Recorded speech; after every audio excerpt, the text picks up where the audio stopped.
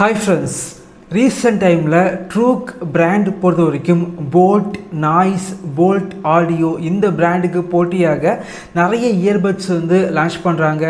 1500 ரூபாய் பட்ஜெட் செக்மெண்ட்டுக்கு Boult Noise Boult audio இந்த பிராண்ட் வந்து லான்ச் பண்ணுற இயர்பட்ஸை அதே ஸ்பெசிஃபிகேஷனில் பார்த்தீங்க அப்படின்னா இவங்க பார்த்தீங்க அப்படின்னா வெறும் 1000 ரூபாய் பட்ஜெட் செக்மெண்ட்டுக்கு உள்ளாடி லான்ச் பண்ணுறாங்க. ரீசெண்டாக truke BTG Storm அப்படிங்கிற கேமிங் இயர்பட்ஸ் வந்து லான்ச் பண்ணியிருக்காங்க. அதுவும் ரொம்ப கம்மியான பட்ஜெட் செக்மெண்ட்டுக்கு லான்ச் பண்ணியிருக்காங்க.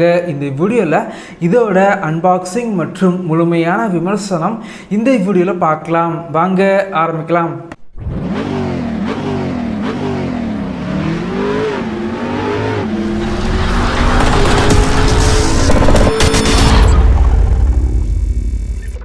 இந்த இயர்பட்ஸ் பொறுத்த வரைக்கும் ஒரு கேமிங் இயர்பட்ஸ் பாக்ஸ் பொறுத்த வரைக்கும் பார்க்குறதுக்கு வேறு லெவலில் வந்து இருக்குது.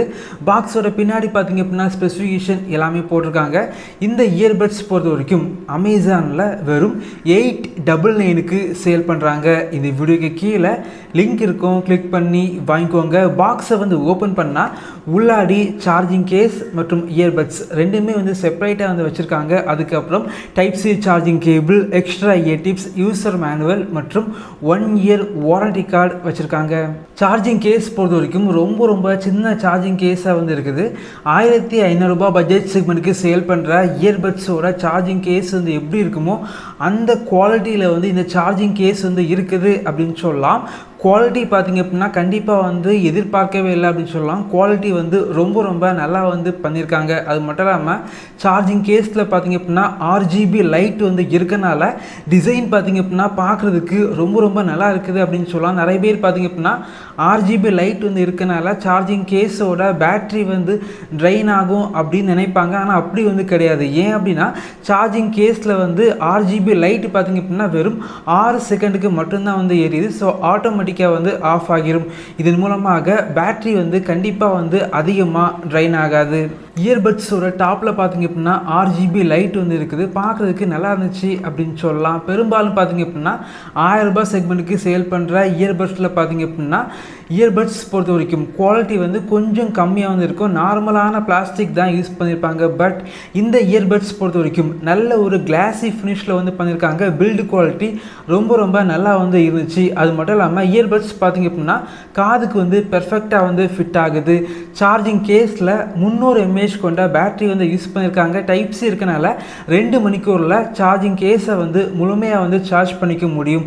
அதே போல் இயர்பட்ஸில் 40 mAh கொண்ட பேட்டரி வந்து யூஸ் பண்ணியிருக்காங்க. ஏறத்தாழ 1.5 மணிக்கூரில் இயர்பட்ஸை முழுமையாக சார்ஜ் பண்ணிக்க முடியும்.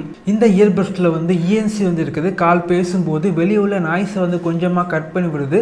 கால் குவாலிட்டி பொறுத்த வரைக்கும் 1500 ரூபாய் பட்ஜெட் செக்மெண்ட்டுக்கு சேல் பண்ணுற இயர்பட்ஸில் வந்து கால் குவாலிட்டி எப்படி இருக்குமோ அதே போல் தான் இருக்குது.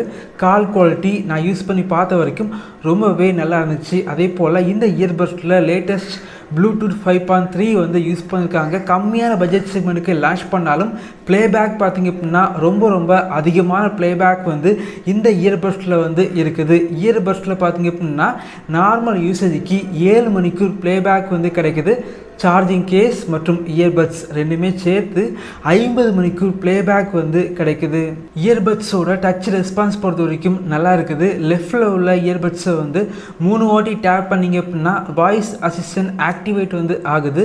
ரைட் சைடு உள்ள இயர்பட்ஸை 3 வாட்டி டேப் பண்ணிங்க அப்படின்னா கேமிங் மோட் வந்து ஆக்டிவேட் ஆகுது. இந்த இயர்பட்ஸில் பார்த்திங்க அப்படின்னா 40 மில்லி செகண்டில் லோ லேட்டன்சி வந்து இருக்குது. கேம் விளையாடும் போது அந்தளவுக்கு டிலே வந்து இல்லை அப்படின்னு சொல்லலாம். இந்த பட்ஜெட் செக்மெண்ட்டுக்கு நல்ல ஒரு கேமிங் இயர்பட்ஸ் அப்படின்னு சொல்லலாம். அதே போல் இந்த இயர்பட்ஸில் பார்த்திங்க அப்படின்னா 13 மில்லிமீட்டர் கொண்ட டைட்டானியம் டிரைவர் வந்து யூஸ் பண்ணியிருக்காங்க. உங்களுக்கு வந்து பேஸ் வந்து ரொம்ப பிடிக்கும் அப்படின்னா கண்டிப்பாக வந்து இந்த இயர்பட்ஸ் வந்து ஒரு பெஸ்ட்டான சாய்ஸாக வந்து இருக்கும். பேஸ் பார்த்திங்க அப்படின்னா ரொம்ப அதிகமான பேஸ் வந்து இந்த இயர்பட்ஸில் வந்து இருக்குது.